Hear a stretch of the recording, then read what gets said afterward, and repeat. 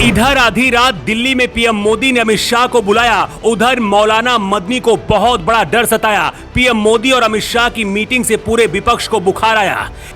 Meeting में ऐसा क्या हो गया जिसके बाद टेंशन में आ गए मौलाना मदनी साहब। पूरे विपक्ष का बिखर गया ख्वाब। लोकसभा के चुनाव से पहले बीजेपी का चक्रव्यूह तैयार। ऐसा प्लान बनाया जा रहा है जिससे विपक्ष हो जाएगा चारों खाने चित। लगातार तीसरी बार बीजेपी की जीत होगी निश्चित। हैट्रिक लगाकर पीएम मोदी रचेंगे इतिहास। अमेरिका और मिस्र की यात्रा से लौटने के बाद पीएम मोदी आक्रामक तेवर में दिख रहे हैं। बीते 27 जून को पीएम मोदी ने भोपाल की धरती से पूरे विपक्ष पर जोरदार हमला बोला था। पीएम मोदी ने भोपाल की रैली से मुस्लिम महिलाओं के हक में आवाज उठाई थी तो समान नागरिक संहिता की जोरदार पैरवी भी की थी। भोपाल की धरती से गरजने के बाद बीती रात पीएम मोदी ने अपने आवास पर अमित शाह को बुलाया। पीएम मोदी अमित शाह के साथ साथ इस मीटिंग में बीजेपी के राष्ट्रीय अध्यक्ष जेपी नड्डा और बीजेपी के संगठन महासचिव बीएल संतोष भी शामिल हुए। आधी रात पार्टी के 3 बड़े नेताओं के साथ पीएम मोदी का ये मंथन मौलाना मदनी और विपक्ष को बहुत बड़ी टेंशन दे गया। इस मीटिंग के बाद मौलाना मदनी क्यों परेशान है, इसको रिपोर्ट के आखिरी में हम आपको बताएंगे। उससे पहले आपको बताते हैं कि आधी रात पीएम आवास पर हुई इस मीटिंग में क्या हुआ। दरअसल केंद्रीय मंत्रिमंडल में विस्तार और बीजेपी संगठन में बदलाव की लंबे समय से चर्चा हो रही है। इसके साथ साथ लोकसभा चुनाव से पहले देश के कई राज्यों में विधानसभा चुनाव होने वाले हैं। हाल ही में कर्नाटक में हुए विधानसभा के चुनाव में बीजेपी को करारी हार मिली है। ऐसे में बीजेपी देश के कई राज्यों में होने वाले विधानसभा चुनाव में कोई कसर नहीं छोड़ना चाहती है। मध्य प्रदेश, राजस्थान और छत्तीसगढ़ के विधानसभा चुनाव में खास तौर से बीजेपी पूरी जान लगा देगी।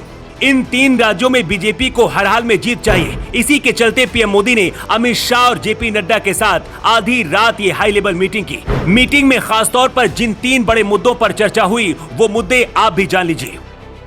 केंद्रीय मंत्रिमंडल में विस्तार, लोकसभा चुनाव से पहले विधानसभा के चुनाव की तैयारी, समान नागरिक संहिता यानी कि यूसीसी पर चर्चा। हालांकि इस मीटिंग के बाद कोई बयान सामने नहीं आया है, लेकिन सूत्रों की माने तो इस मीटिंग पर इन्हीं 3 मुद्दों पर सबसे ज्यादा जोर दिया गया है। सूत्र तो यहां तक दावा कर रहे हैं कि जुलाई के पहले सप्ताह में कैबिनेट में फेरबदल होने के आसार हैं और केंद्रीय मंत्री धर्मेंद्र प्रधान और भूपेंद्र यादव को बड़ी जिम्मेदारी दी जा सकती है। इसके अलावा कर्नाटक और गुजरात में बीजेपी नई प्रदेश अध्यक्ष का ऐलान कर सकती है। इसके अलावा लोकसभा चुनाव से पहले समान नागरिक संहिता कानून भी लाया जा सकता है।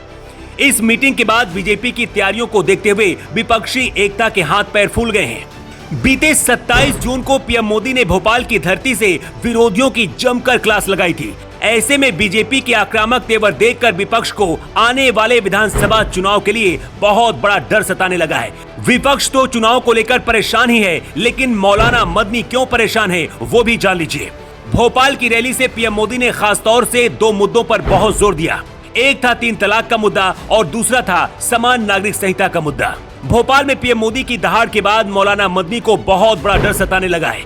मौलाना मदनी भारत की सबसे बड़ी मुस्लिम संस्था जमीयत उलेमाए हिंद के प्रमुख हैं।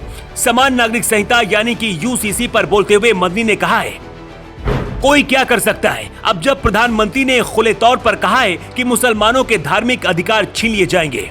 पीएम मोदी ने भोपाल की रैली में गरजते हुए कहा था कि एक घर में 2 कानून नहीं चल सकते हैं। देश एक संविधान और एक कानून से चलेगा, लेकिन मौलाना साहब ने इसको मुसलमानों के धार्मिक अधिकारों से जोड़ दिया। मौलाना अरशद मदनी ने समान नागरिक संहिता पर आगे बोलते हुए कहा, समान नागरिक संहिता यूसीसी के बारे में मुसलमान अपने विचार रखेंगे, लेकिन उनकी बात सुने जाने की उम्मीद कम है। जब प्रधानमंत्री ही इसका समर्थन कर रहे हैं तो विधि आयोग से ये उम्मीद करना गलत होगा कि वो हमारी बातों पर गौर करेगा।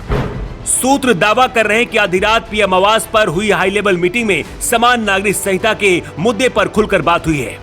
इस मीटिंग के बारे में भी जब मौलाना अरशद मदनी को ये खबर मिली तो उनकी टेंशन और बढ़ गई। इस मीटिंग के बाद अरशद मदनी का कहना है कि मैंने मुसलमानों को सड़कों पर नहीं उतरने के लिए कहा है, वो सम्मानजनक तरीके से अपनी बात रख सकते हैं। यानी कि एक बात तो तय है कि पीएम मोदी ने सिर्फ एक कानून की बात की और मदनी ने इसको मुसलमानों की धार्मिक आजादी से जोड़ दिया। लोकसभा के चुनाव में अभी करीब 10 महीने का वक्त बचा है, लेकिन उससे पहले ही मदनी की टेंशन बढ़ गई है। ब्यूरो रिपोर्ट, जेवर 24।